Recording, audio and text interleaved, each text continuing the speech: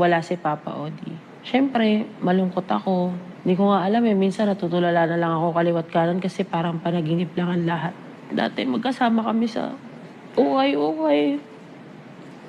Magkasama kami sa pagko-commute. Magkasama kami sa pag-aalaga ng bata.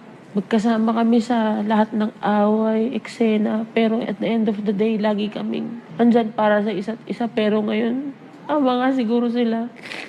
Ako yung nag-tolerate ng lahat. Lahat lang iniisip ko pag nagbabalik tanaw ako sa lahat ng pangarap namin bilang couple. Wala lang Team Maddie.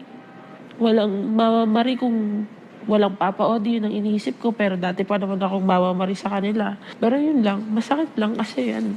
Wala na akong sisigawang love. Kumain na tayo, ganun. Love kain tayo sa ganito. O kaya may araw-araw akong aawayan. Malungkot ako, nade-depress ako. Pakiramdam ko failure ako bilang babae. Anong kulang? Anong sobra? Pero palagi pa rin ako magdadasal ng balang araw mag-heal kami parehas dalawa.